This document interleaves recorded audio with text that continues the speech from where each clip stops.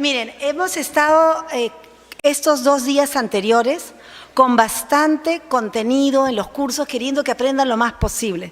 Entonces, el día de hoy vamos a hacer un poquito una pausa. Hemos quitado uno de los temas, que era servicios comunales, y lo que queremos es solucionar los exámenes, resolver las dudas, preguntas, y que todo aquello que ustedes piensen que es distinto, con toda tranquilidad, lo digan, lo discutamos, porque acá todos somos profesionales, delegados, y todos conocemos bastante del tema. Unos más, unos menos, pero la idea siempre es unificar criterios y aclarar las dudas.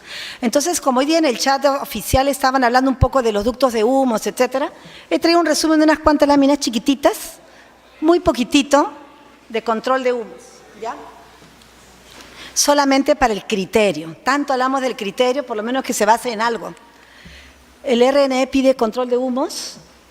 En el artículo, en la A010, artículo 9 y 10, A010, usos de retiro, dice que sí se puede usar para retiro de gases del monóxido. Se puede usar también para administración de humos. El artículo 9 y 10 permite que los retiros se permitan utilizar para rejillas de ventilación, descarga, etcétera. Cuando recién salió este cambio en la última versión del A010, el 2014, muchos dijimos, ¿cómo es posible? ¿Cómo va a poder ser? Sin embargo, se han aprobado muchos proyectos así, teniendo cuidado, lógicamente, a veces, de poner chimeneas. Hay chimeneas como, por ejemplo, se me ocurre las del Arcomar, que son hasta decorativas. Cuando uno pasea y pone un poquito más de atención, va a ver que en los ductos, en muchas fachadas, hay ductos que suben, tipo chimenea, de 3 metros de altura, y tienen, por ejemplo, una pared o un muro que separa la salida. Lógicamente, si yo tengo una ruta de evacuación y voy a salir de la fachada principal, no voy a poner ahí debajo de mi pie el ducto. Pero si yo tengo un frente de 15 metros, 20 metros, sí puedo encontrar un lugar adecuado para poner esta ventilación, el retiro de gases del monóxido, rejillas de ventilación de mecánicas, etcétera, en un lugar que no sea mi ruta de evacuación. Paseen ustedes por Miraflores o en general vean las fachadas y ya hay muchos edificios modernos que lo han empleado, han sido aprobados y han sido bien resueltos. Se encuentra la manera de separar, ¿no?, mediante un muro verde, lo que fuere, de la rampa, el espacio para estas ventilaciones.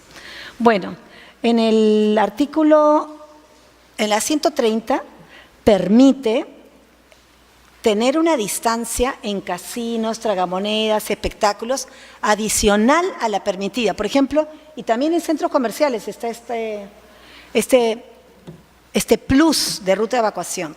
Si yo tengo una ruta de evacuación de 60 metros, puedo aumentarle 60 metros más, 120 metros de recorrido, si es que cumplo 3 requisitos: rociadores, sistema de administración de humo según el estándar NFPA 92 y compartimentar el recorrido, ¿ya? No se asusten mucho cuando ven tanto NFPA, ASTM, lo que fuere. Son normas técnicas que en general es para que sean utilizadas por los ingenieros. La gran mayoría es así, solamente que mientras que en nuestro país no hayan este tipo de normas, no tiene ningún sentido que nos pongamos a trabajar de cero. Son normas técnicas de ingeniería que existen desde hace 100 años, 150, 60 años y tienen toda una experiencia de mejoras continuas. Cada 3 años se renuevan estas normas.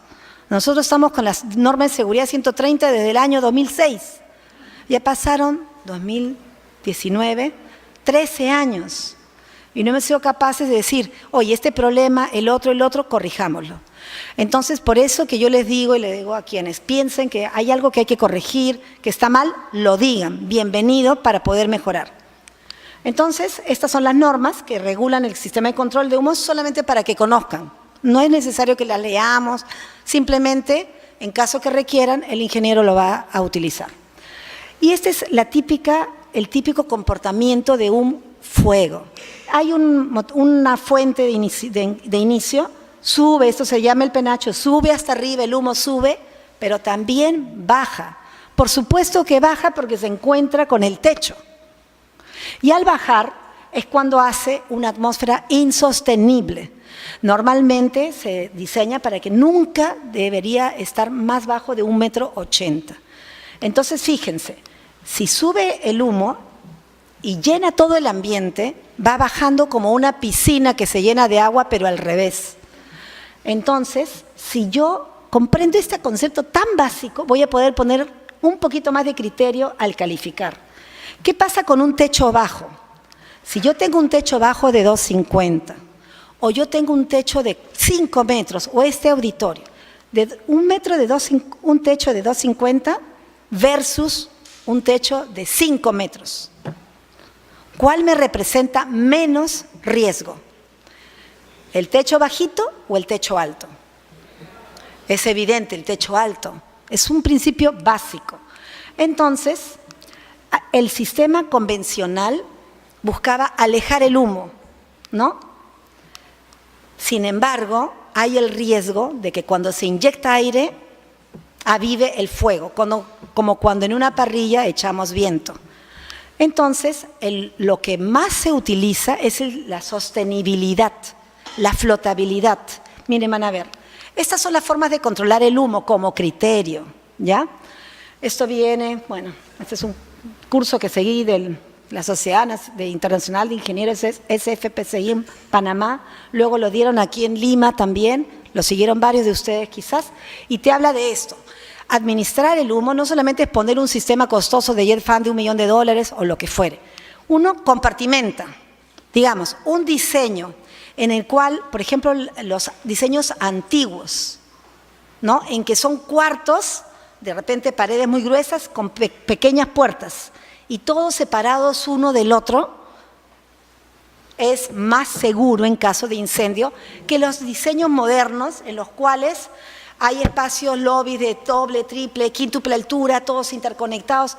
Visualmente, arquitectónicamente son preciosos, pero digamos solamente como criterio. Una persona que se preocupa del fuego quisiera que todo esto sea un cubito, una puerta cortafuego, otro cubito, y si hay un incendio se quede en un solo lugar. Por ejemplo, en Europa, que se usa poco los rociadores, cuando uno va a estos museos antiguos, cada salón, ¿no?, que tiene obras de arte, pasa uno por otra puerta y hay una puerta cortafuego. Pasa otro y hay otra puerta cortafuego. ¿Qué es lo que pasó hace poco en el Museo de Brasil? Se quemó todo el museo, la historia de Brasil se quemó, porque no había compartimentación. Por eso es que es importante compartimentar. En nuestro caso, cuando califiquemos un proyecto, yo creo que lo más importante es que las personas se salvan. ¿Cómo se salvan? Si compartimentamos la escalera. Salvo que la escalera tenga un recorrido corto, hasta de 45 metros sin rociadores, ¿no? La segunda se llama dilución. Purga, remoción, se extrae el humo. Presurización es otra manera de controlar el humo, que es la que utilizamos en las escaleras presurizadas, ¿no? Es como cuando, por ejemplo, uno va al Jockey, a un centro comercial, y sale, hay aire acondicionado en Saga Falabella, disculpen que diga un nombre, uno sale y al salir hay como una cortina de aire, ¿no? Hace que el frío que está dentro de la tienda no salga. Esto es lo mismo cuando uno presuriza. Inyecta aire para que el humo caliente no ingrese, solamente como concepto, criterio. Luego el flujo de aire o corriente de aire es lo que hace el jet fan. El jet fan, por ejemplo, ha sido como que muy criticado, muchos nos hemos asustado cuando lo hemos visto, sobre todo porque es un sistema relativamente nuevo en las mesas de calificación, ¿no? Entonces, esto se califica. Siempre debemos apoyarnos del especialista. Por eso es que la norma dice, nosotros vemos seguridad, pero cada uno en su especialidad. Mal haríamos nosotros en querer aprobar o estar revisando cuál es el cálculo de ingeniería de un sistema mecánico de un jet fan. Pero sí hay nociones básicas que como arquitectos sí tenemos que ver en nuestros planos y ahora les voy a decir. Por ejemplo, este túnel de Villa Amarilla, si ustedes pasan por ahí van a ver que hay este sistema de corriente de aire. Si se diera un incendio en el túnel de Villa Amarilla, hay toda una hilera de jet fan que apuntan todo para sacarlo al exterior del aire. Este es el flujo corriente de aire. Y el que más deberíamos usar, el ideal, es la flotabilidad del humo. ¿Qué pasa? Si es que hay un incendio y yo tengo gente, ya sé que va a haber humo. Entonces le dejo un espacio para que esté el humo sin que nos mate. Y esto es lo que vamos a ver, justamente se utiliza en arquitectura moderna, espacialmente abierta. Entonces, esto es muy chiquitito, esto es motivo hasta de una clase entera, solamente he querido resumir unas cuantas laminitas chiquititas para entender concepto y criterio. La flotabilidad del humo se usa en grandes espacios, mínimo de 10 metros de altura, porque sabemos que el humo caliente se va a elevar y ahí se queda controlado. También, ahora lo vamos a ver después con una figurita, con unas fotos. También otro artículo que habla de la ventilación de humos es en la A010, los ductos de ventilación de los baños. Todos los ductos verticales, se acabó la compartimentación, porque si yo tengo un ducto de ventilación del baño que va desde el piso 1 hasta el piso 20, es una posible fuente de tiro de chimenea y que el aire caliente, el humo, se vaya a todos los lugares. Por eso es que nuestro reglamento, el artículo 40E, ductos sanitarios, dice que se debe evitar que el incendio se propague a través de los ductos de ventilación, evitando el humo en los pisos superiores, considerando uso de trampas de humo o dampers. Yo no entiendo por qué el ministerio, en todas las charlas que yo he ido o cursos que he participado, yo digo, pongamos gráficos. Les he llevado los manuales, cómo califican en Estados Unidos, en otros países, están llenos de gráficos. Entonces, uno tiene el reglamento y otro así, el handbook, el manual, el reglamento comentado, y ahí ahorraríamos mucho tiempo en la calificación de licencia porque sería muy fácil de entender. Ya la última vez en el curso de revisores urbanos me fui donde la arquitecta Matilde Nostroza, que le mando un saludo muy afectuoso, le mostré y me dijo, eso el ministerio no lo va a hacer, hágalo el Colegio de Arquitectos. Entonces, ese es el gran desafío y es lo que yo quiero que a partir de este curso hagamos. Un manual comentado del Reglamento Nacional de Edificaciones que sea fácil de entender, tanto para los delegados como para los proyectistas, para los jóvenes. Entonces vamos a ver, mira qué fácil se entiende este artículo. Si yo tengo un ducto y el fuego inicia, miren, sube el humo y si yo le pongo esta trampa, ya no sube. Entonces vamos a ver ahora en muchos proyectos de arquitectura, cuando nosotros calificamos, que ya hay bastantes estudios de arquitectos que a la rejilla de ventilación le colocan un tubo así, simple. Entonces el humo sube, pero no da la vuelta. Eso es una trampa. Es facilísimo de entender si es que nosotros tenemos un gráfico. El humo viene por acá, pero ya no ingresa, se va hasta arriba, ¿no? Y aquí, si es que es un cielo raso, es lo mismo. ¿Está claro? ¿Alguna duda? Ya. Estas son las rejillas. Hay rejillas carísimas, costosísimas, conectadas con unos cables al sistema contra incendios, al grupo electrógeno. Eso es inviable económicamente y fuera de toda lógica de hacerlo en un multifamiliar. Sin embargo, hay otros, por ejemplo, hay unas ventilaciones, ¿no?, que son antirretorno. Solamente extrae, no permite ingreso de aire. Yo les recomiendo cuando hay estas ferias, por ejemplo, en el Jockey, estas expoferias, ¿no?, vayan y vienen. Esta es una que viene ventilador especial para humos antirretorno. Pero si ponen, entonces viene aquí, esta es la rejilla y se inyecta, ¿no? Y bueno, en este caso, acá si ustedes desean la primera opción, le ponen simplemente un tubo de fierro galvanizado y se sube. Después, el artículo 69 de la A010 habla de un sistema mecánico de extracción de monóxido, lo que vimos el otro día de jet fan. Y también después se cambió y dice que también estos sistemas pueden ser utilizados para extraer humos de incendio. En caso que esta sea la solución, la administración de humos, las tomas de monóxido deberán ser ubicadas en la parte superior. ¿Qué pasa? Cuando uno es un sistema de monóxido, se pone abajo las rejillas y cuando es humo es arriba. Pero no es tan fácil, o sea, es bastante costoso. No se puede estar pidiendo alegremente. Por eso es que, creo yo, ante tantas múltiples quejas de excesos en la calificación de seguridad, es que sea el ministerio decidido por el Banco Mundial, sus compromisos, y que cada vez estamos peor calificados a nivel internacional en nuestras calificaciones de licencias y de campo laboral, de inversión, es que quiere agilizar las licencias. Tenemos que encontrar el término medio entre pensar el inversionista es un santo, el inversionista es un diablo, ¿no? Y nosotros tenemos que preservar, tenemos que encontrar el término medio, una inversión que sea viable y que respete la norma. Pero si le exijo 1000 cosas, es imposible y alejamos a todos de la formalidad. ¿Qué es lo que sucede? Que todo el mundo es informal y el informal hace lo que quiere. Y como coimea a todo el mundo, que hemos visto que hay tanta corrupción, no avanzamos formalmente. Bueno, entonces este es el sistema convencional de extracción de monóxido, todos lo conocemos. Normalmente en el sistema convencional, ¿no?, hay ductos y nosotros siempre tenemos que ver en el corte. Si yo tengo un sótano, la viga, supongamos un sótano de 2,50. Baja la viga peraltada 30 centímetros, me quedé con 2,20. Y acá le ponemos este tubo que mide 30 y me quedé allá con 1,90.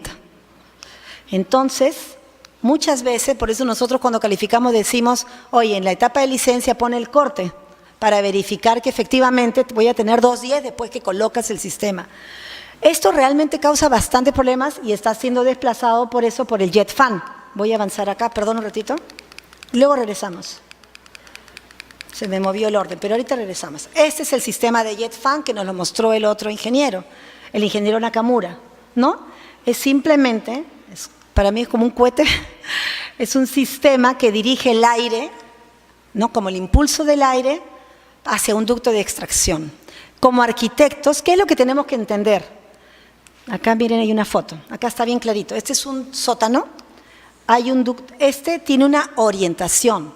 Aquí está el ducto que extrae, que absorbe, como una aspiradora.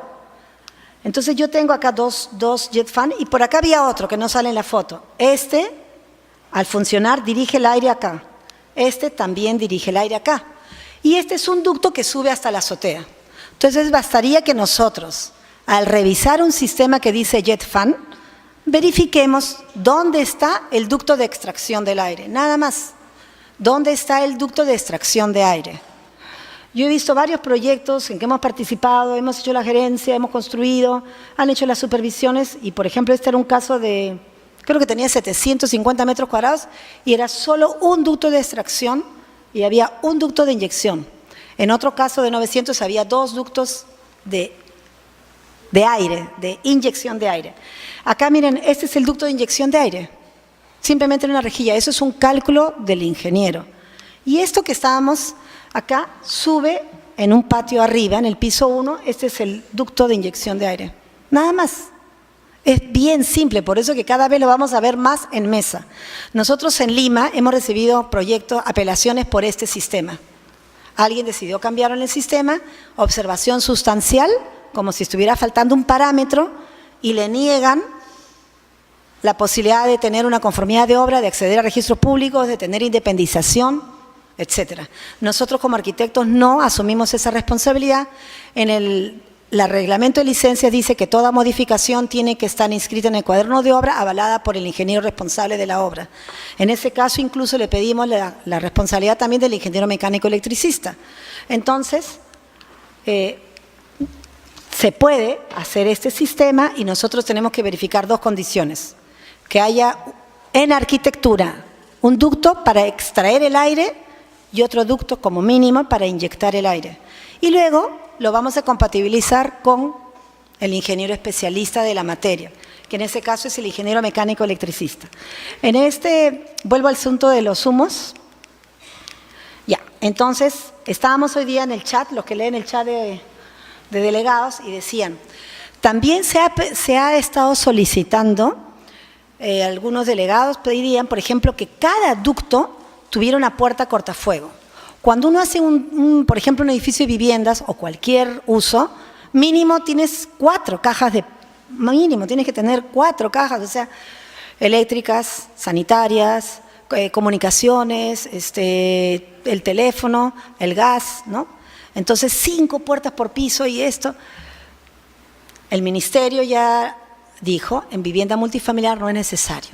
En otros usos, como bien dijo la arquitecta Liliana Aliaga en el chat, hay una norma de eléctricas, porque sí es un riesgo, ¿no?, que estas tuberías avancen, los tubos eléctricos, pero las soluciones, lo que pide la norma es compartimentar, evitar que si hay un fuego aquí, se vaya a todo el edificio, ¿no?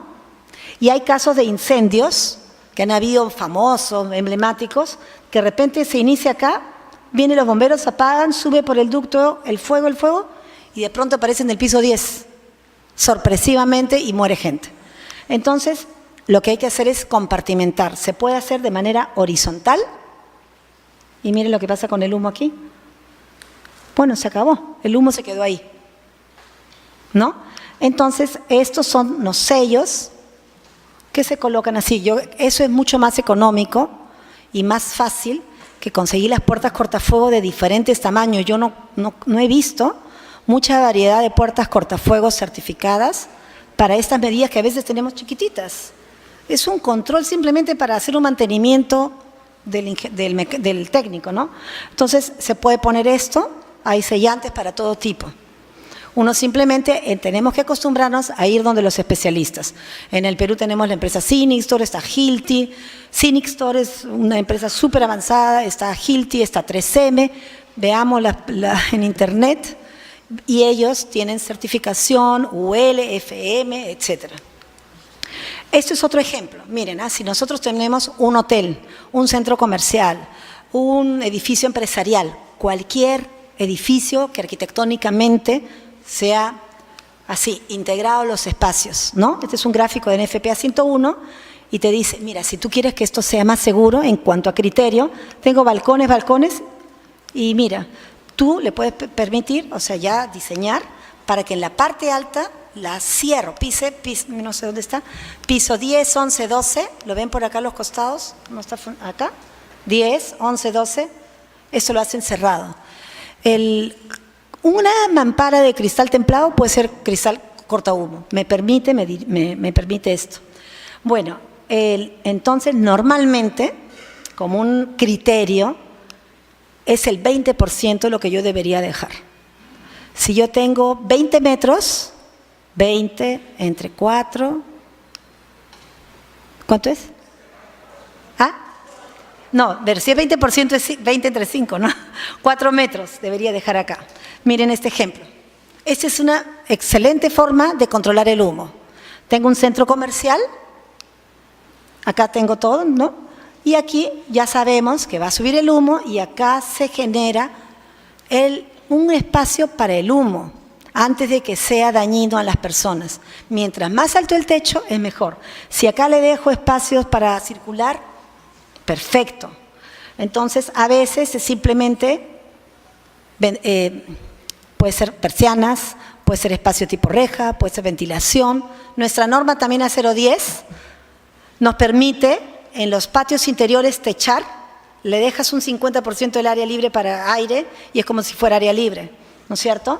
Entonces, por ahí va el humo. A veces, y siempre de acuerdo con el ingeniero mecánico electricista, normalmente esta es la proporción. Del 100%, 80% y 20%. Y siempre tiene que haber una inyección de aire. Es un ejemplo, yo siempre digo como la leche Gloria, ¿no? Si tú le haces un huequito y no le haces el otro, no sale la leche. Entonces siempre tiene que haber el espacio para extraer y el espacio para inyectar. Solo que la inyección de aire es mucho menor que la extracción. Solamente como conceptos, ¿ya? Porque yo escucho mucho criterio y de repente esto les va a ayudar un poquito a criterio. Otro tema que se está viendo mucho y lo van a ver ustedes ya en centros comerciales, se está utilizando seguramente en hoteles, es las cortinas de humo. Esto es muy simple. Por ejemplo, este es el mismo dibujo. Miren esto, ¿no? Si se inicia el fuego,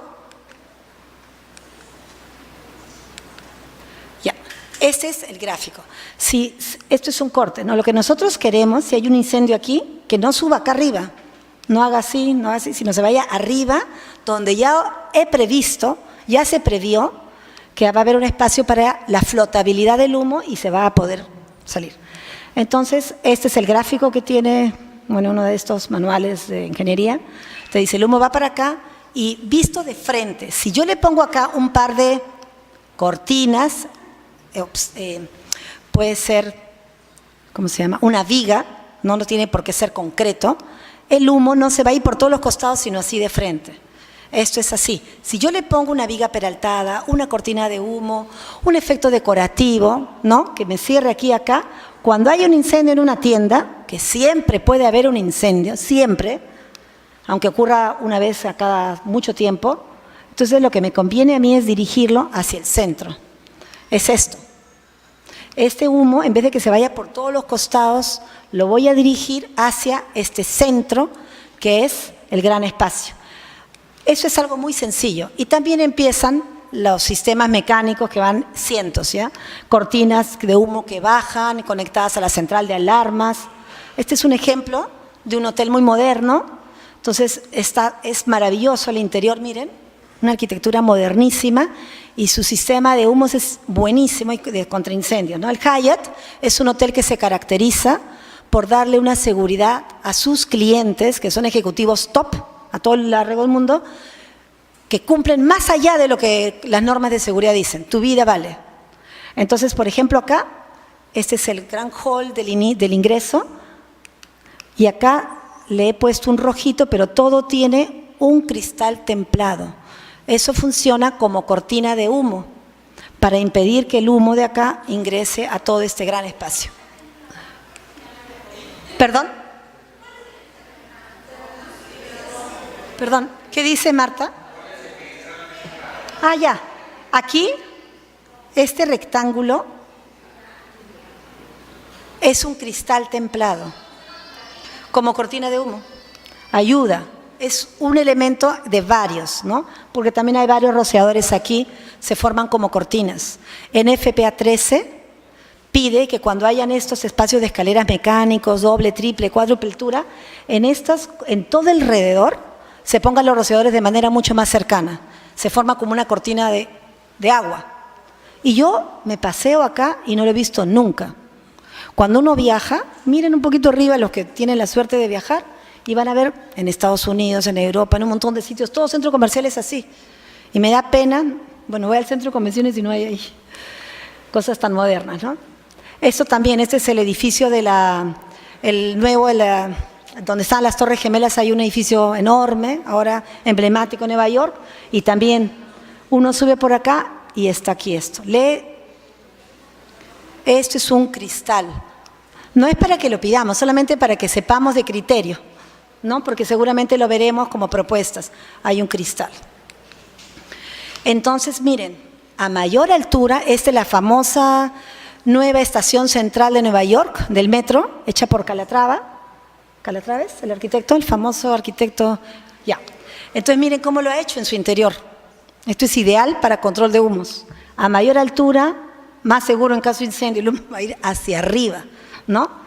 Entonces, y otro concepto también, NFPA, por si acaso quería decir, para NFPA, la vía pública no solamente es como nosotros, la vía pública, la calle del IMP, de la Municipalidad de Lima. Un corredor con estas características también se considera vía pública. Es una norma bastante compleja, pero quiero decir que siempre que ellos dicen algo, luego dan otras excepciones y precisiones adicionales. Bueno, esto ya lo hemos visto, el monóxido de JetFan, y nada más. Entonces,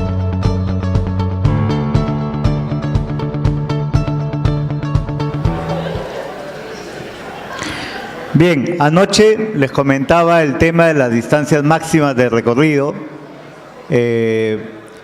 En NFPA 101 para hoteles es particularmente distinto, tiene dos distancias distintas. Y les mostré una lámina parecida a esta, pero tenía ciertos errores. A los interesados, por favor, si pueden tomar nota de los datos correctamente. Cuando se tiene rociadores, la distancia dentro de la habitación es de 38 metros como máximo, y de la puerta de salida de la habitación hasta la salida en el piso, digamos, ingreso a la escalera, es 61 metros. Cuando no se tiene rociadores, la distancia baja sensiblemente en el interior de la habitación hasta un máximo de 23 metros, considerando inclusive suites o habitaciones con varios ambientes, y la distancia máxima sin rociadores desde la puerta hasta la puerta de ingreso a la escalera, 30 metros. Y habíamos hablado de este tema de recorrido común, de distancia de recorrido común, que probablemente no les quedó muy claro. Así que he hecho un poco el esfuerzo de tratar de poner algunos ejemplos para que se entienda mejor qué es esto de la distancia de recorrido común. En este ejemplo, cuando tienen escaleras que están en extremos de un recorrido, no existe recorrido común porque cualquier distancia que yo tomo desde el punto de en este caso de la puerta de la habitación saliendo al pasillo, tengo inmediatamente dos opciones de salida, o me voy hacia la izquierda o me voy hacia la derecha. En ese caso no existe distancia común, ¿no es cierto? O sea, salvo estos pequeños pasos que no cuentan realmente. Y se puede asumir que en condiciones cuando yo tengo escaleras en extremos opuestos, la distancia de recorrido común desaparece y es cero. Esa es la condición más óptima en temas de evacuación, tener las escaleras en extremos opuestos. Pero saben bien que eso es difícil muchas veces de cumplir. En el ejemplo de la izquierda, les he hecho un ejemplo en donde he puesto dos escaleras en una planta de habitaciones en donde la separación de las escaleras está cumpliendo la regla del tercio y la diagonal, porque en este caso se asume que el hotel tiene rociadores. Y aún cumpliendo la regla del tercio y la diagonal, existe el problema de la distancia de recorrido común. La distancia de recorrido común en este caso, tomando desde el punto más alejado a las escaleras, empezaría en esta habitación y se iría hasta el momento en donde tengo una segunda alternativa. Es decir, yo puedo venir por acá o puedo seguir de frente y encontrar esta escalera. Entonces, la distancia de recorrido común va de este punto de habitación a este punto de bifurcación. Esa distancia es lo que decíamos que no puede ser más de 10.7 metros o 15 metros cuando se tiene rociadores. ¿De acuerdo? Y en este caso, por ejemplo, cuando tengo escaleras más cercas, pero igual no están en los extremos, sino están, digamos, alejadas del extremo de la planta, ¿existe recorrido común?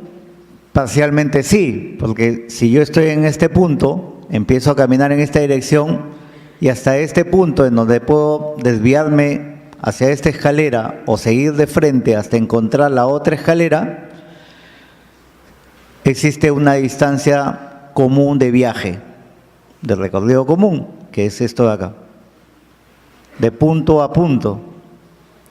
Y si analizo en el otro extremo, también estoy en esta habitación y cuando empiezo a caminar en este sentido, es un recorrido común hasta este punto verde en donde recién ahí o puedo seguir de frente en dirección a la escalera más alejada o puedo desviarme en dirección a esta escalera. Nuevamente, esta es otra distancia de recorrido común. Entonces existen varias distancias de recorrido común. Es posible encontrar en una planta varias distancias de recorrido común. Eso depende mucho del diseño.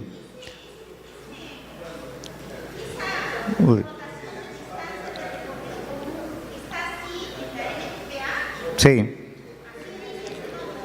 Sí, el nombre en NFPA 101 es distancia de recorrido común, en español. Common Path of Travel es en inglés. Sí. Sí.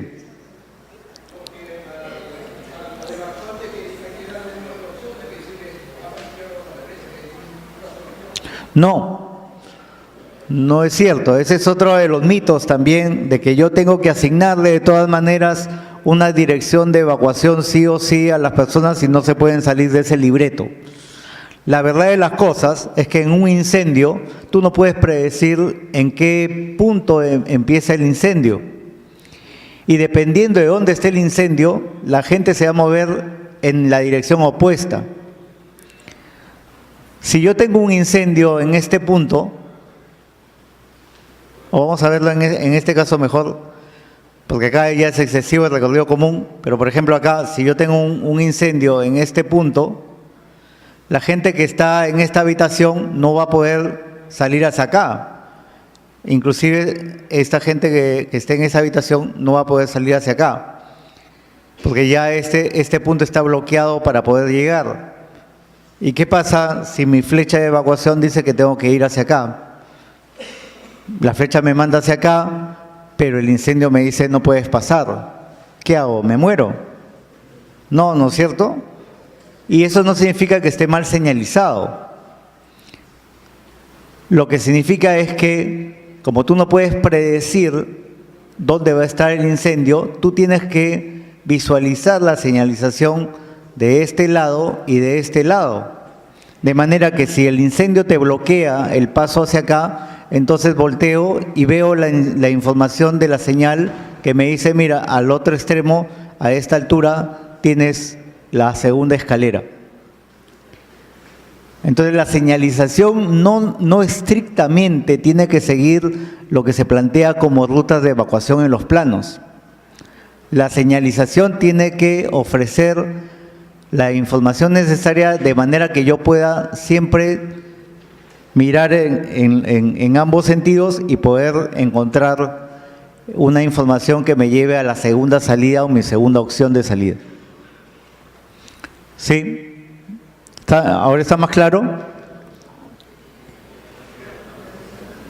Bueno, tomaré eso como un sí. Gracias.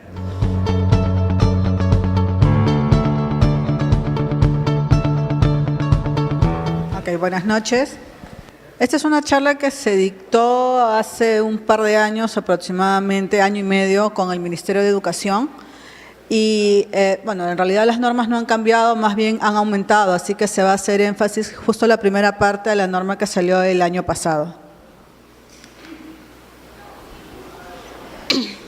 Si es que no las conocen, estas son todas las normas sectoriales sobre educación. No solamente es la 040, tenemos para la educación básica la norma de educación inicial que salió en el año 2014. Luego tenemos la de educación primaria y secundaria, que es del año 83. Esa no ha sido derogada por la última, por si acaso, sigue estando vigente. Tenemos la educación básica especial, que es del año 84. Desde esa fecha no ha salido otra norma. Bueno, las ya conocidas, la universitaria, que es de la Asamblea Nacional de Rectores, que es del año 2012, la 834. La superior no universitaria del año 2015, resolución viceministerial del Minedu, y la que salió el año pasado, el 3 de octubre del 2018. Las normas técnicas de criterios generales de diseño para infraestructura educativa. Estos son algunos criterios que dice la A040, que deben tener una opinión favorable tanto del Ministerio de Educación como de la Asamblea Nacional de Rectores, hoy SUNEDU. Sin embargo, más adelante vamos a ver un tema respecto a ello, porque ya se ha pronunciado la SUNEDU que ellos no dan opinión favorable, ¿no? Tengo la carta que le ha respondido a la Municipalidad de Lima. Hay criterios de seguridad que deben ser tomados en cuenta, algunos, porque no todos están en la 130 y lo vamos a ver más adelante. La norma técnica de criterios generales de diseño para infraestructura educativa. Esto es lo que dice el artículo 3, ¿no? Es aplicable de manera obligatoria ante cualquier contradicción que pudiera existir en relación a otras normas técnicas, guías o procedimientos. Asimismo, es de carácter general y obligatorio y aplicable a las nuevas intervenciones, tanto para educación básica como la educación técnico-productiva y de educación superior que se imparte en institutos y escuelas. En cuanto a seguridad, hay algunos conceptos básicos que debe tener: la seguridad estructural, la seguridad en caso de siniestros y de seguridad uso y también en mantenimiento. Tengan en cuenta que todo establecimiento educativo está clasificado como una edificación esencial según la norma sismo resistente. Esta nueva norma nos indica que los accesos tienen que ser directos, independientes y diferenciados, tanto peatonal como vehicular. Tienen que optimizar siempre las salidas hacia la vía pública, evitando que cuando las personas o los niños salgan, estén en la vía pública.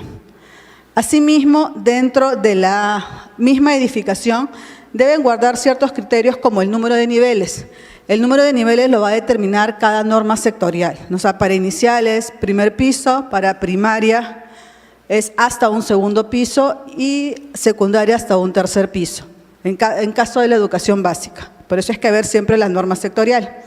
Los flujos de circulación siempre se tienen que considerar tanto para docentes, alumnado, personal administrativo, padres de familia y visitantes en general. Y además las dimensiones tienen que respetar la circulación de la evacuación. Si ustedes ven en la parte de acá, por ejemplo, es un gráfico que está en la norma, se lo han podido revisar. Estos son unos lockers que están haciendo uso, estas personas de los lockers, y tiene que haber una circulación mínima de acuerdo a la tipología del sistema de educación. Otro punto importante de la nueva norma es con respecto a las rampas. Estas deben ser diseñadas de acuerdo a la A010, la A120, el artículo 9, que es por tramos, y a la 130. Las rampas no deben estar obstaculizadas ni por puertas ni por ventanas. Y además esta norma recomienda que el ancho mínimo sea 1,50, cuando la norma 120 te dice que es 90.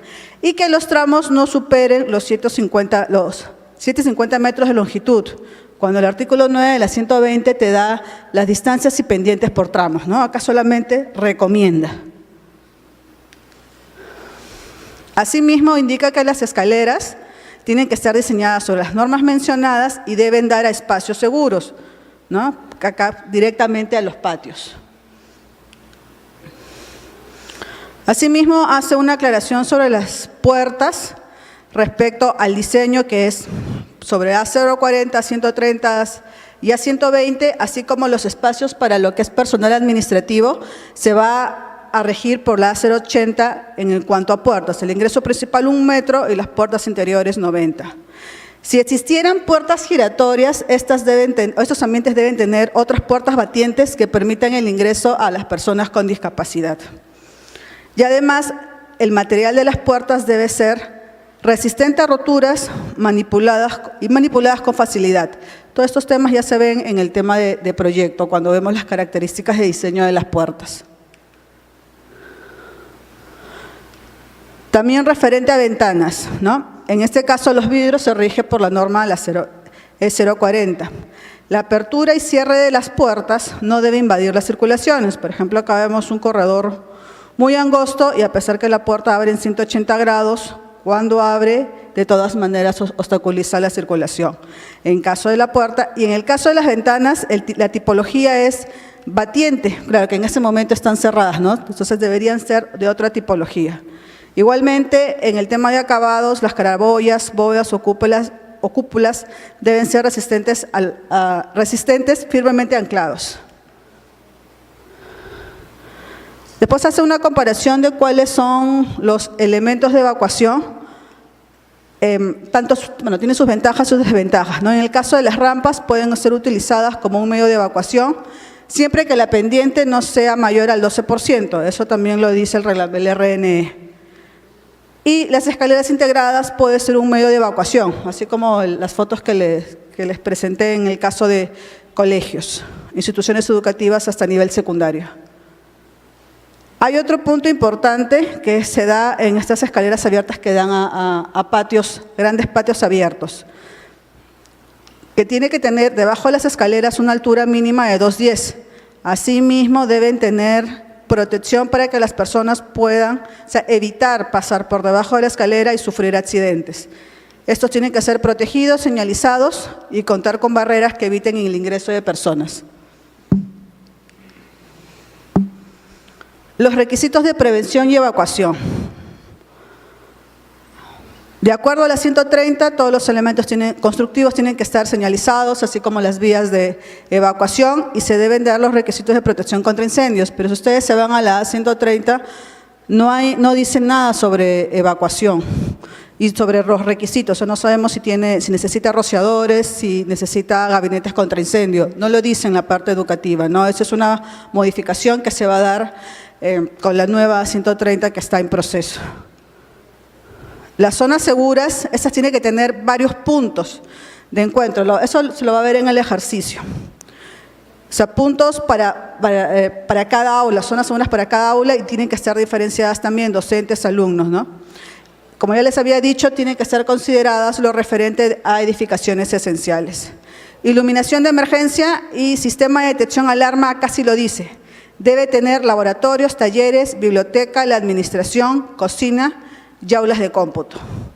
Y además dice, donde existe alto riesgo de incendio, debe contar con un sistema contra incendio, pero no lo dice si es de detección de alarma o de sistema de agua contra incendio. O sea, es la información que tenemos de esta norma, no lo aclara. Otro punto importante que se da es los techos, que dice, donde el riesgo de la exposición a radiación ultravioleta es necesario tomar medidas preventivas de acuerdo a lo señalado en esta ley 30.102, que es del año 2013. En el artículo 5 de esa mencionada ley, noviembre del 2013, nos indica que debe promoverse actividades educativas y laborales sin exposición prolongada a la radiación solar y deben tomarse medidas de protección.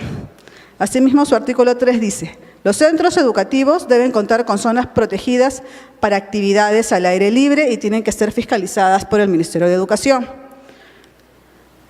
Es lo que están colocando en varios colegios las llamadas mallas Rachel, ¿no? Que en algunos casos están pidiendo características ignífugas, pero eso lo dice no la mencionada norma, sino lo indica cada norma sectorial cuando nos indican que los materiales tienen que ser incombustibles o ignífugos. Eso lo vamos a ver más adelante en cada norma sectorial. Por ejemplo, en este caso no hay problema que las zonas seguras están debajo de estos patios. Igual acá tenemos otro ejemplo, ¿no? Porque solamente tenemos una malla, que es muy diferente que acá tuviera estructuras metálicas y tuviera un techo de policarbonato. Ahí sí ya tuviera que, si en caso la evacuación esté de este lado, tendría que reubicar las zonas seguras fuera del área techada. Vamos a ver la normativa de educación básica inicial.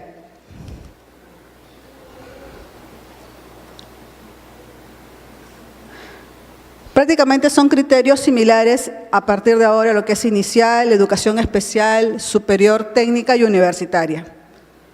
Las puertas siempre deben abrir al exterior, el ancho mínimo es 1 metro, el giro siempre es en 180 grados. Y cuando las aulas tengan mayor a 40 personas, deben contar con 2 puertas distanciadas. En cuanto a las escaleras, también nos indican que el ancho mínimo es 1,20, tiene que tener pasamanos en ambos lados.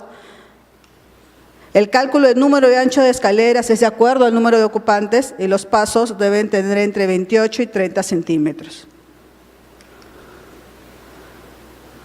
Asimismo, esta norma del 2014 dice que debe adecuar sus instalaciones a la presente resolución y nos dan un plazo de 3 años. Bueno, ya me ha tocado proponer un proyecto de este tipo, en la cual sí ya me piden adecuarse a la norma, porque ya estamos en el año 2019, o sea, ya se pasó el tiempo. Sobre todo en las edificaciones que sufren modificaciones o ampliaciones, entonces ya es necesario adecuarse a la norma. Mira, está bien claro en el artículo 2. ¿Cuáles son estos principios pedagógicos a nivel inicial? El piso antideslizante, los ambientes sin objetos cortantes, tienen que tener protectores. Este es un diseño que lo van a ver en el proyecto. Enchufes o tomas de corriente que tienen que estar a 1,60 m, ¿no? Eso se ve en el proyecto de eléctricas que tienen que compatibilizar con arquitectura. Y enchufes o tomas, cuando están por debajo de 1,60 m, tiene una tapa protectora, pero eso ya lo ven en lo que es una inspección, porque ustedes no pueden determinar eso a nivel de proyecto. Otro punto importante son las edificaciones en espacios exteriores. Tienen que ser recintos seguros, fácilmente visibles, señalizados. Las vías de evacuación tienen que estar protegidas, accesibilidad, sin obstáculos. Debe tener un sistema de alarma sistemática, sonora y luminosa, y un sistema de megafonía. La estructura, igualmente ya se le ha dicho que es una edificación esencial, tipo A, sistema constructivo sismo resistente, sin riesgo de accidentes y accesibles todas las edificaciones a personas con discapacidad. Asimismo, no están permitidas las puertas corredizas. La apertura, como ya lo habíamos dicho, en 180 grados. Y acá hay un detalle que dice que la manija tiene que ser de palanca.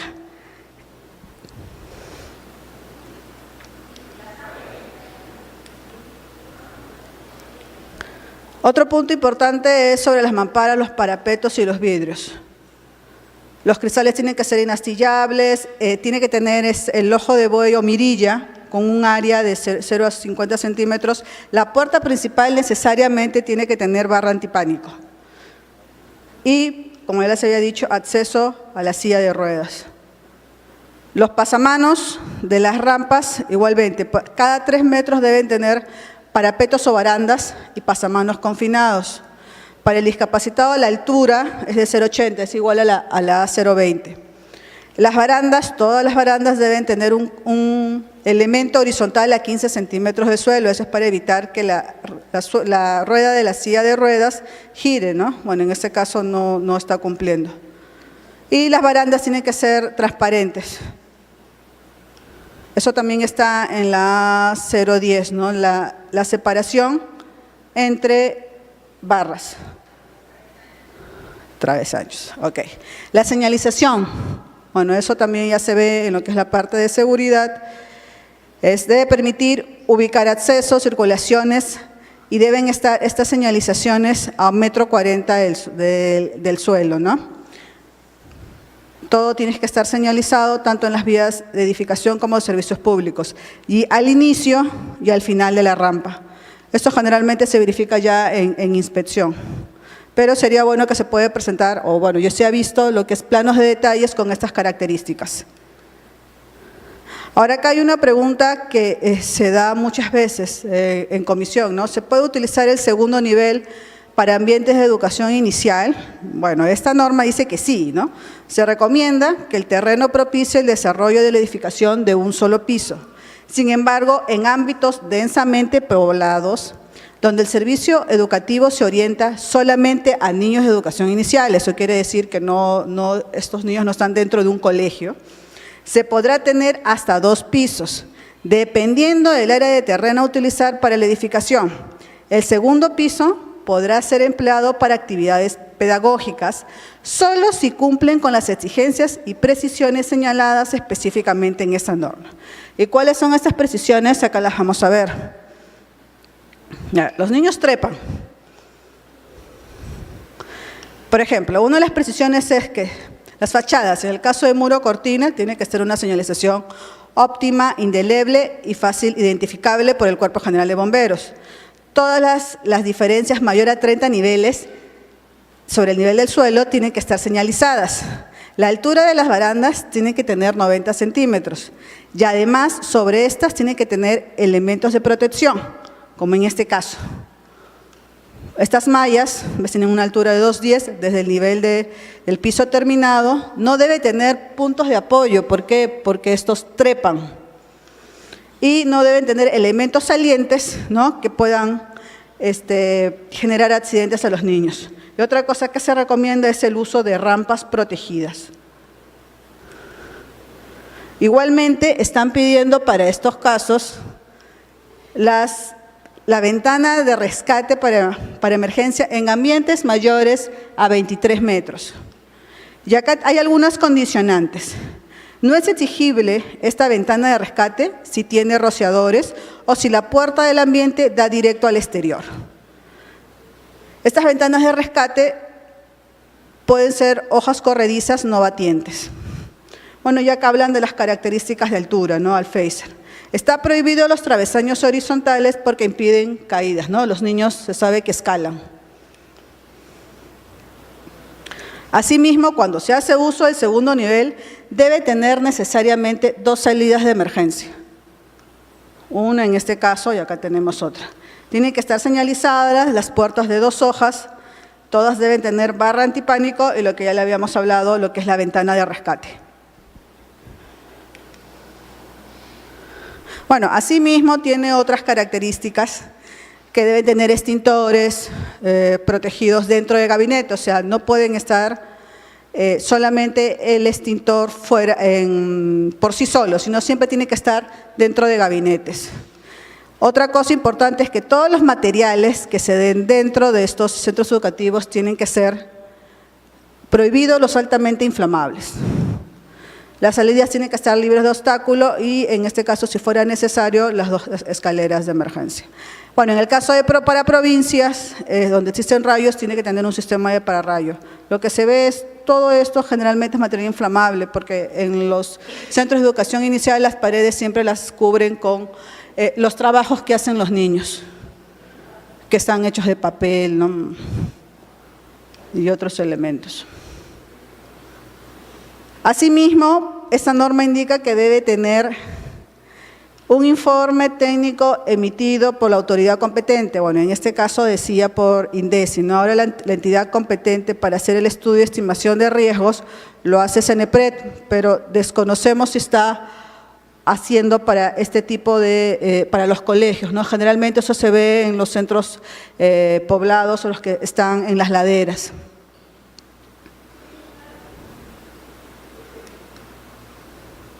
Para el caso de centros educativos de urbanos primaria y secundaria, bueno, es una norma bastante antigua que empieza por la capacidad de aforo, ¿no? Es importante para lo que es centros educativos primaria, secundaria, técnica superior y universitaria, primero empezar con el tema de aforo, porque eso es lo que va a determinar el ancho de los medios de evacuación, tanto corredores como escaleras. Tenemos las mismas características de las normas anteriores, portabatientes al exterior, ancho mínimo en este caso es de 90 centímetros de una hoja, ancho óptimo, nos están diciendo de 2 hojas de 60, es lo que decía la norma antigua, ahora ya ha cambiado, el ancho mínimo de hoja es 0,90, la altura 2,10 y no pueden colocar 2 puertas enfrentadas. Esta norma tenía, bueno, tiene actualmente, de acuerdo al número de aulas, el ancho de la escalera. Por ejemplo, para 4 aulas nos pedía un ancho mínimo de corredor de 1,80 m con una escalera. Para 2,10, para un corredor de 2,10, 5 aulas, una escalera. Y para el corredor de 2,40, 6 aulas, una escalera. Pero esto, el proyectista puede sustentar avalado en el artículo 22 de la A130, ¿no? Que multiplica por 0.005 para sacar el cálculo de corredores y puertas y por 0.008 para lo que es escaleras. En ningún caso puede ser menor a 1,20 m. Igualmente acá lo que dicen la altura de la edificación, primaria 2 pisos y secundaria 3 pisos. Eso es importante. La longitud de tramo son máximo 16 contrapasos. Y esto es algo importante, ¿eh? Para ver lo que es el tema de distancia, tanto en anteproyecto como proyecto, la puerta más alejada hacia la escalera debe tener máximo 25 metros. Eso lo vamos a ver en el ejemplo. O sea, quiere decir que si yo tengo una puerta acá, mi distancia a la salida, a la escalera de acá, es máximo 25 metros. Igualmente, la distancia de la puerta hasta la escalera es 25 metros. Esto se considera lo que es la distancia de evacuación, distancia de recorrido en colegios. Acá no hablan de los 45 metros, a los 45 metros debe ser medido desde acá hasta, en este caso siendo escalera integrada, hasta el patio, los 45. Pero por planta es desde la puerta hasta la llegada a la escalera, máximo 25 metros. Es uno de los criterios que tienen que tener en cuenta. Bueno, ya acá hay otras características igualmente que se ven en proyecto, el tema de vidrios que tienen que ser laminados, tienen que tener un tópico de primeros auxilios, están prohibidos los materiales altamente inflamables. Y además nos está pidiendo un extintor cada 10 aulas de espacios educativos. Bueno, hay una norma que también del año 84, porque es bastante antigua y no ha sido modificada, es para centros de educación especial. Bueno, son temas bastante particulares y no siempre se ven en comisión.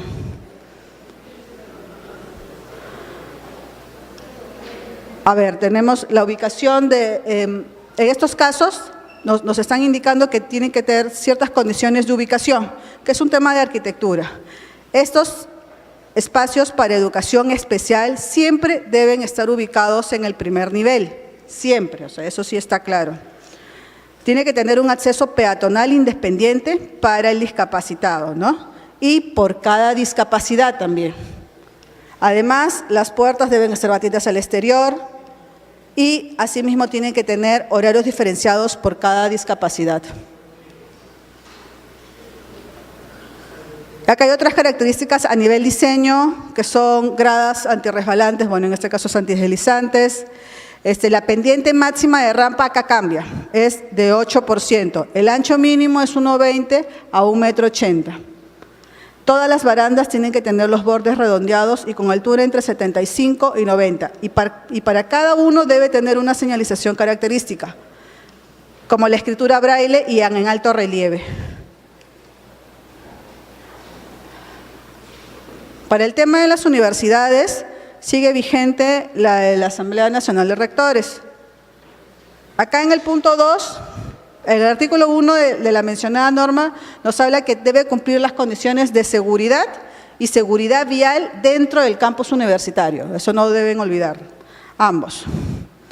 Acá tengo una carta que presentó el entonces presidente de Comisión de la Municipalidad de Lima, Leonardo Muñante, sobre la opinión favorable a la SUNEDU, porque lo que indicaba la 040 es que debe tener una opinión favorable de la SUNEDU para poder dar viable el proyecto de universidad.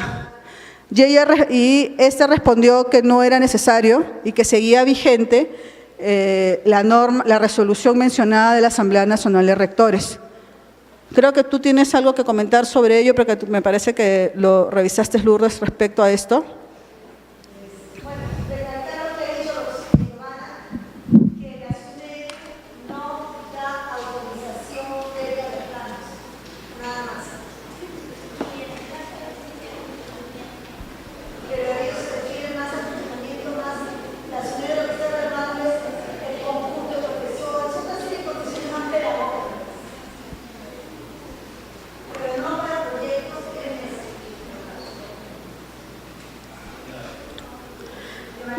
Seguimos. No sé cómo ha quedado no que era parte de la NR. En CONAFU sí se revisaban las condiciones de equipamiento y para la oficina de arquitectura.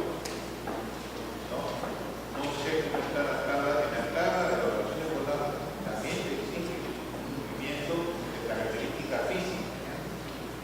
Entonces, para la evaluación que hace por la SUNEDU, considera una serie de condiciones de accesibilidad, de seguridad, pero eso lo evalúan en el proyecto ejecutado, porque ellos no revisan un plan. Sí, algo comentaron, es parecido para los sistemas de educación primaria y secundaria, que ahora lo tiene la DREC o las direcciones regionales. En alguna municipalidad indicaron que les había llegado una carta que ya no, ellos ya no dan estas autorizaciones, ¿no? Que antes sí los manejaba las UGELES. Bueno, seguimos con el tema. Estos son los coeficientes que nos da la norma de la Asamblea Nacional de Rectores, ¿no? Mira, hay que compararlos con el RN, la A040, y son diferentes. Es importante que el proyectista indique cuál es la norma a la cual se está acogiendo para poder determinar el aforo. O sea, obviamente le conviene una por los factores que tiene, ¿no? Por ejemplo, en la A040 me pide 5 metros por persona, sin embargo acá me pide 1,50 m, ¿no? Entonces, hay diferencias entre las normas sectoriales con la norma A040. A ver, para estos tipos de sistemas educativos, igualmente es las puertas batientes al exterior. Seguimos con el mismo criterio de mayor a 40 alumnos o de 40 a 80 alumnos, tenemos 2 puertas, en este caso es de 1,20 m cada uno. Los pasajes de circulación también han cambiado, mire, ellos en su tabla nos dan una cantidad de personas, el ancho de pasajes y las escaleras. Y hemos hecho una comparación relacionada con el artículo 22, ¿no? ¿Cuánto es que me da el ancho de escaleras? Por ejemplo, acá con una me da 1,50 m y con la misma cantidad de personas, acá con el artículo 22 de la 130 me da 1,20 m, ¿no? Igualmente, todo eso siempre hay que revisar para poder determinar el ancho de los corredores y de las escaleras. Tenemos el mismo criterio entre 28 a 30 centímetros de paso y acá sí nos da hasta 18 centímetros de contrapaso. En lo que es inicial y primaria solamente era 16. El ancho es 1,20 m y debe haber cambios de niveles. Para los cambios de niveles siempre debe haber mínimo 2 gradas, no puede haber una. Y toda edificación debe adecuarse a la presente norma, dice, ¿no?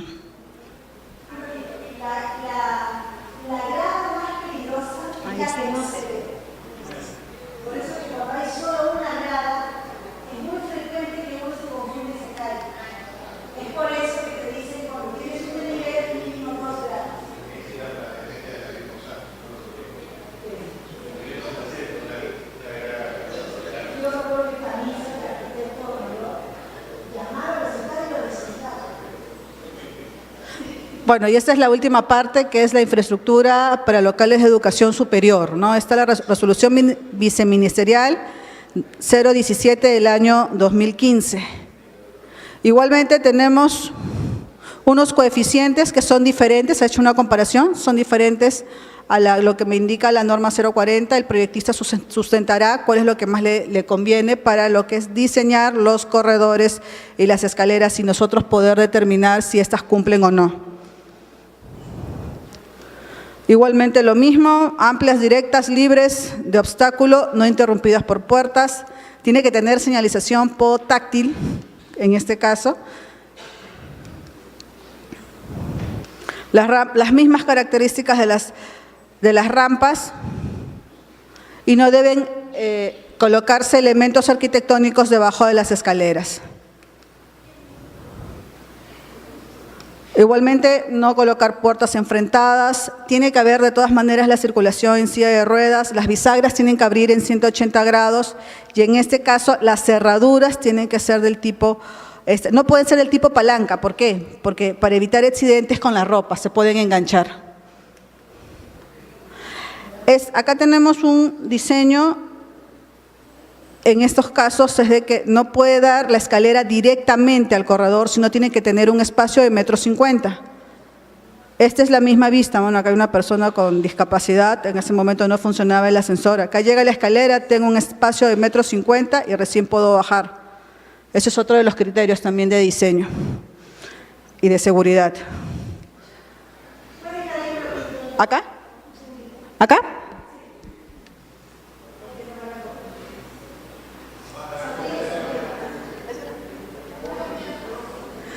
Acá pueden ver los sistemas de evacuación, en este caso las escaleras son del tipo con vestíbulo previo ventilado directamente al exterior.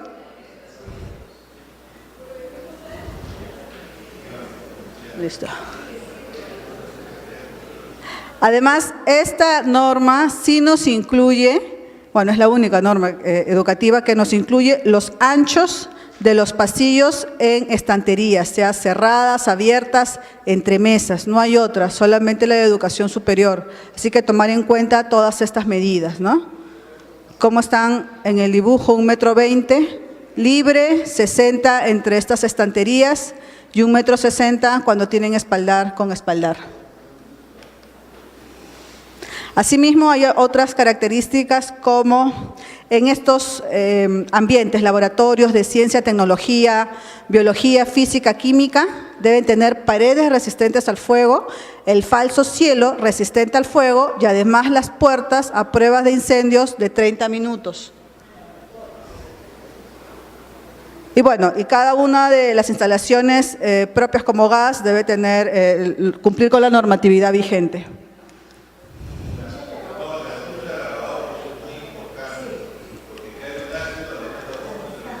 Perfecto, sí. Ducha, lavadojos con una distancia de 15 metros. Después, para este tipo de talleres nos indican que la estructura debe ser del tipo independiente para evitar que el fuego se expanda, es muy importante. Los sistemas contra incendios, detección y alarma incendio, sistema de extinción de incendios automático, dice que es imprescindible en cada laboratorio. Solamente para ese tipo, o sea, casi nos indica la norma, en la A130 no los indica. Luego la protección pasiva, el cableado de un ambiente a otro, el sellado intumescente para evitar el paso del fuego y en el caso de áreas de trabajo debe cumplir con el reglamento de seguridad industrial. Los anchos de los corredores es mínimo 1,20 m. En el caso de auditorios también nos dan unas medidas, número de salidas de acuerdo al número de personas. En caso de 1000 son 4 salidas, de 600 a 1000, 3 salidas y menos de 600, 2 salidas. En el caso de cafetería, el sistema contra incendio que propone es tipo sprinkle en las áreas de cocción y tiene que cumplir la normatividad vigente. Las otras instalaciones también tienen que cumplir con la normatividad vigente, en el caso de gas señalizadas de fácil acceso y ventiladas. Arqui. En la área de cocina, es lo que indica la norma. Sí, por eso es que son las incoherencias que tenemos acá, porque incluso nos dice que debe cumplir con la A130 y no tenemos ninguna normativa para eso en el tema educativo. Hay un sistema de sprinkler rociadores que no es de agua y solamente va encima de la cocina de los freidores. Es como acetato de potasio acá, digamos, uno pone y no necesitas ninguna bomba, simplemente es como que estuviera el extintor acá, es un contenedor que sale directamente este polvo que apaga el incendio encima del freidor. Es independiente, no necesita bomba para el incendio ni nada. Se generaliza, se lleva error. Yo acabo de un hotel de aprobar con está poniendo rociadores encima de las hornillas de la cocina. Hay un sistema especial, distinto, el ANSUL. Lo voy a traer para la próxima, para que lo vean. Agua es imposible para atrás. Bueno. Y para concluir, también tenemos que toda educación, todo local de infraestructura educativa superior debe contar con un estudio de estimación de riesgo, ¿no? Que bueno, la norma lo indica INDECI, pero ahora los encargados es CENEPRED. O si no, la Dirección Desconcentrada de Defensa Civil debe colocar un documento emitido que indique que tiene, o sea, que está libre de peligros, ¿no? Que su informe técnico con medidas de mitigación a corto plazo. Gracias.